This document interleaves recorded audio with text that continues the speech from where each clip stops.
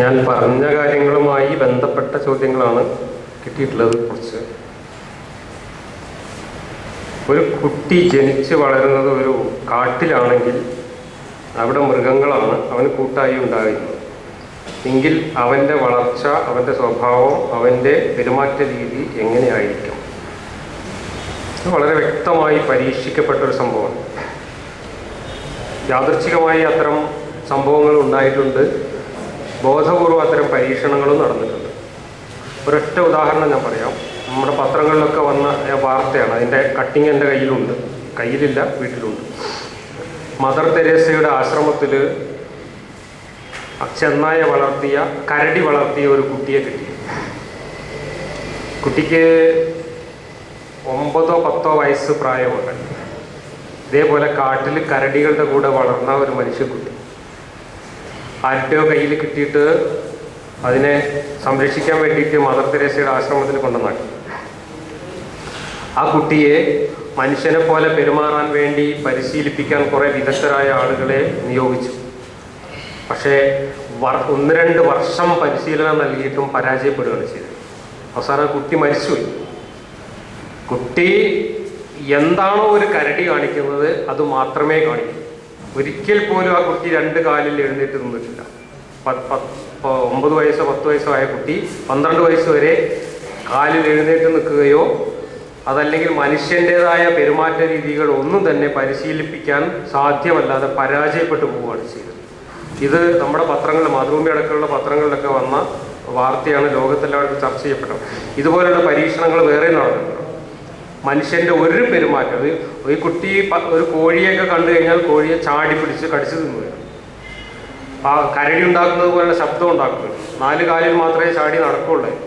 ഇങ്ങനെ എന്താണോ കരടി കാട്ടിൽ ചെയ്തുകൊണ്ടിരിക്കുന്നത് അതെല്ലാം കാണിച്ചുകൊണ്ടിരിക്കുന്ന ഒരു മനുഷ്യക്കുഞ്ഞ് അങ്ങനെ ജീവിച്ച അവസാനം അതിന് ഈ പരിതസ്ഥിതിയുമായി പൊരുത്തപ്പെടാൻ കഴിയാതെ മരിച്ചു പോവാണ്. അപ്പം ഇത് ഒരു പരീക്ഷിക്കപ്പെട്ട ഒരു സംഭവമാണ്.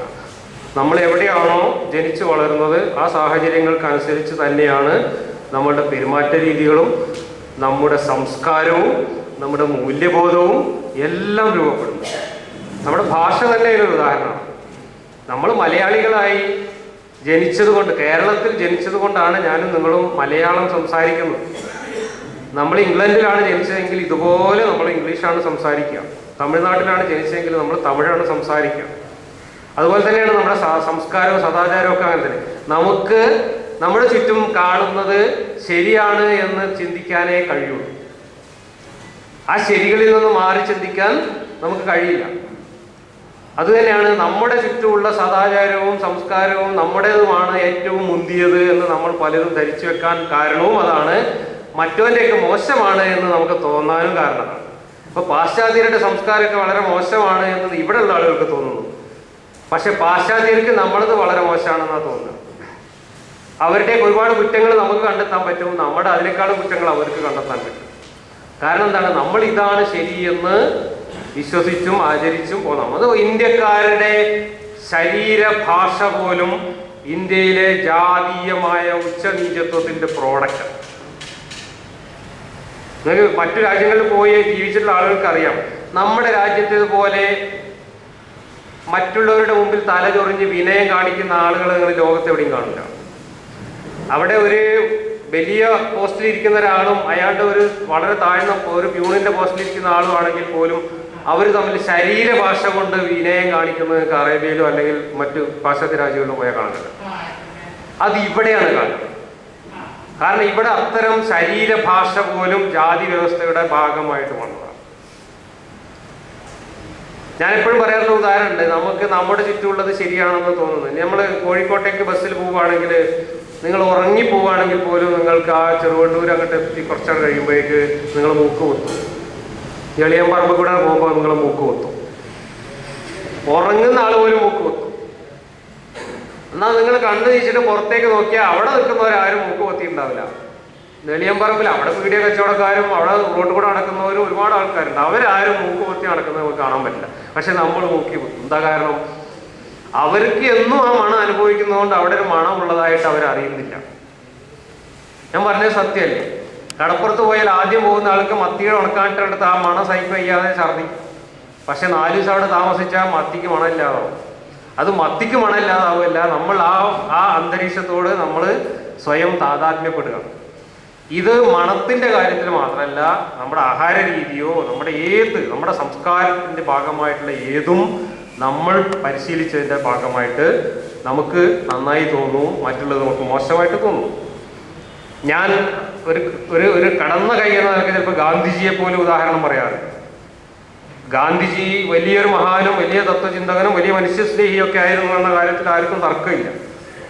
പക്ഷെ ഗാന്ധിജി ആഫ്രിക്കയിൽ പോയിട്ട് അവിടെ വെള്ളക്കാരും കറുത്തവരും തമ്മിലുള്ള വർണ്ണവിവേചനം വലിയ അനീതിയാണ് എന്ന് പറഞ്ഞുകൊണ്ട് അവിടെ പോയി സമരം ചെയ്യുകയും അടികൊണ്ട് പല്ലുകൊട്ടുകയൊക്കെ ചെയ്തു. അതേ ഗാന്ധിജി ജനിച്ചു വളർന്ന രാജ്യത്ത്, ഗാന്ധിജി ജനിച്ചു വളർന്ന സമൂഹത്തിൽ ഗാന്ധിജിയുടെ മൂക്കിന് താഴെ നിലനിന്നിരുന്ന വർണ്ണവിവേചനം, ആഫ്രിക്കയിലെ വർണ്ണവിവേചനത്തിന്റെ 100 ഇരട്ടി പ്രാകൃതമായ വർണ്ണവിവേചനം, ജാതി വ്യവസ്ഥ, അതത്ര മോശമാണ് എന്ന് ഗാന്ധിജിക്ക് പോലും തോന്നിയില്ല. അദ്ദേഹം ആദ്യകാലത്ത് ജാതി വ്യവസ്ഥയെ ന്യായീകരിച്ചുകൊണ്ട് എങ്ങിന്ത്യയിലും മറ്റും എഴുതിയ ലേഖനങ്ങൾ ലഭ്യമാണ്. അദ്ദേഹത്തിന് താഴ്ന്ന ജാതിക്കാരോട് സഹതാപമാണ് ഉണ്ടായിരുന്നത്. സഹതാപം ഉണ്ടാകുന്നത് അവരെ തുല്യരായി കാണുന്നതിന്റെ ഭാഗമല്ല, അവരല്പം സഹതാപം അർഹിക്കുന്ന ഒരു കൂട്ടരെ എന്നുള്ള രീതിയിലാണ് കണ്ടത്. അപ്പോ ജാതി വ്യവസ്ഥയെ, വർണ്ണവ്യവസ്ഥയെ ന്യായീകരിക്കുന്ന തരത്തിൽ ഗാന്ധിജിയുടെ മൂല്യബോധം രൂപപ്പെടാൻ കാരണം ഗാന്ധിജി ജനിച്ചു വളർന്ന സമൂഹത്തിൽ കണ്ടു ശീലിച്ച ഒരു കാര്യം ശരിയാണ് എന്ന ബോധം അയാളിൽ വളർന്നു വന്നതുകൊണ്ടാണ്. നേരെ കുറച്ച് ആഫ്രിക്കയൊക്കെ ഇങ്ങനെ നോക്കിയപ്പോൾ ഭയങ്കര അനീതി അവിടെ നടക്കുന്നതായിട്ട് ആൾക്ക് തോന്നി. സത്യത്തിൽ ഇവിടെ നടക്കുന്ന അത്രയൊന്നും അനീതി ആഫ്രിക്കയിൽ നടന്നിട്ടില്ല എന്നാണ്. അവിടെ ബ്രിട്ടീഷുകാർ വന്ന് പിടിച്ചടക്കി ഭരണം നടത്തി. അപ്പൊ അവരുടെ ഭരണത്തിന്റെ സ്വാധീനം വെച്ചിട്ട്, അധികാരം വെച്ചിട്ട് അവരുടെ നിയമങ്ങളിലും മറ്റും ചില വിവേചനങ്ങൾ, അതിനേക്കാളും വലിയ എത്രയോ വിവേചനങ്ങൾ ഇവിടെ. ഒരു ബ്രാഹ്മണന്, ഒരു മുന്തിയ ജാതിക്കാരന്, ഒരു താഴ്ന്ന ജാതിക്കാരനെ അടിച്ച് കൊല്ലാനുള്ള അവകാശം ഉണ്ടായിരുന്നു ഇവിടെ. ചോദ്യം ചെയ്യാൻ പാടുണ്ടായിരുന്നില്ല.